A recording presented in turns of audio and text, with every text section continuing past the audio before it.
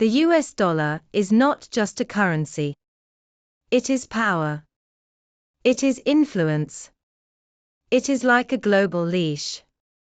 But let's say the uncomfortable truth: the dollar did not become king as a natural victory of the free market.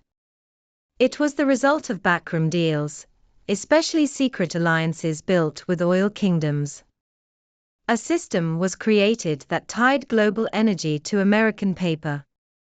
We call this the petrodollar system. And this system is the invisible foundation of US financial dominance. Bretton Woods, the dollar backed by gold. The story begins with the Bretton Woods Conference. In 1944, as World War II was nearing its end, the United States gathered 700 delegates from 44 countries in New Hampshire. The new order was this: the dollar would be fixed to gold at $35 per ounce.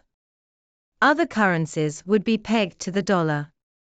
Any country holding dollars could exchange them for gold from the US Treasury.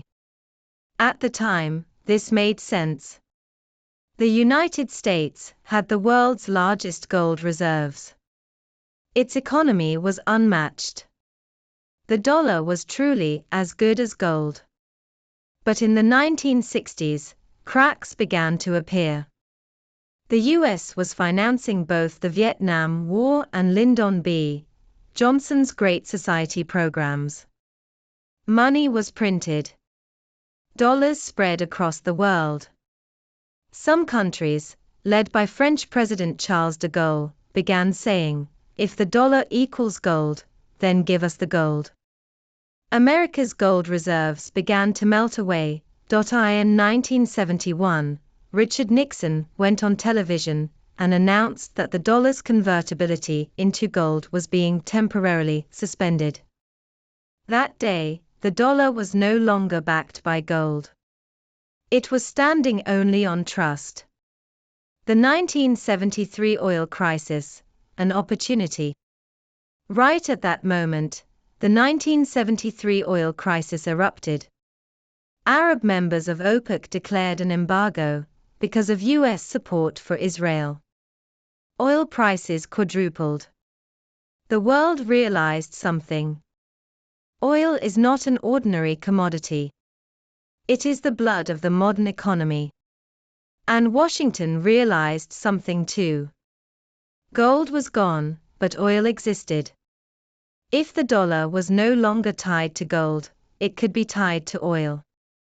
The secret deal: United States, Saudi Arabia. U.S. Secretary of State Henry Kissinger began secret negotiations with Saudi Arabia. The agreement was simple, but world-changing. Saudi Arabia would price its oil only in dollars. Whoever bought it, Japan, Germany, France, would pay in dollars. The US would provide security guarantees to the Saudi regime, supply weapons, and protect the royal family.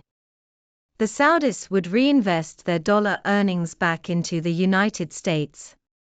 They would buy US Treasury bonds and deposit money in Wall Street banks.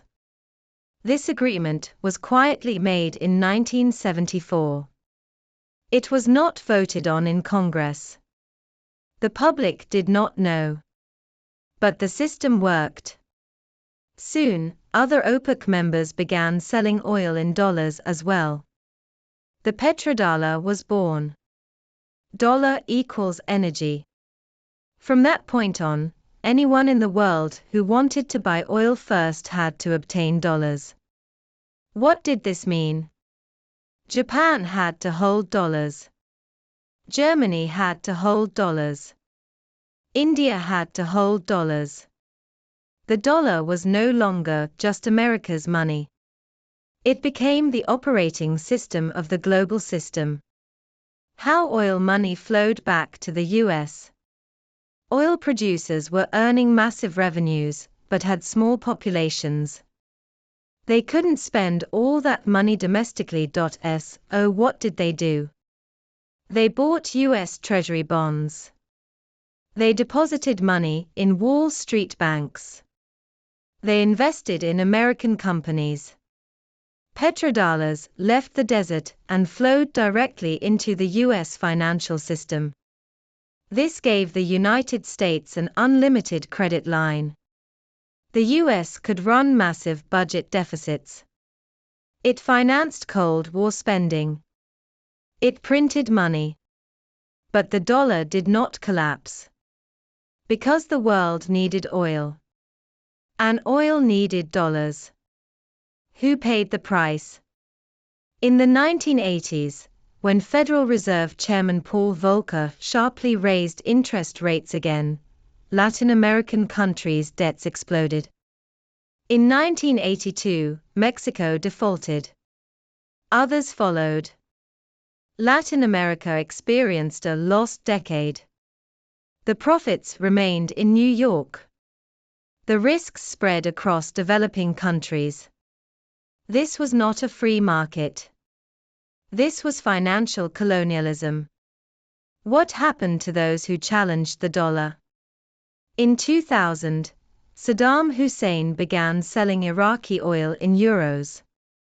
In 2003, the United States invaded Iraq. In 2011, Muammar Gaddafi proposed a gold-backed African dinar. That same year, NATO bombed Libya. Iran attempted to sell oil outside the dollar system. It faced heavy sanctions. The official justifications were security, democracy. But behind the scenes, the same question always lingered. Was the petrodollar system being challenged? Today, the cracks are growing. The system is no longer as unshakable as it once was. China is testing oil payments in yuan. Russia, after sanctions, is selling energy in rubles and yuan. Even Saudi Arabia has opened the door to non-dollar payments. This does not mean the dollar will collapse tomorrow. But it does mean the foundation is eroding. If oil is no longer priced exclusively in dollars, the automatic demand for dollars weakens. The US's cheap borrowing advantage could shrink. Exporting inflation abroad could become harder. For a debt-dependent economy, this is a serious threat. The real lesson. This story may feel distant to you. Oil tankers, diplomats, central banks. But it isn't. If US rate hikes increase mortgage rates in Berlin, if a currency collapses in Buenos Aires, the reason is the dollar's global role. The petrodollar is not just a monetary system. It is a control system. And the most important truth is this. Money is never neutral. It is always political. A deal made by a handful of elites in 1974 shaped the world. There was no vote. No referendum.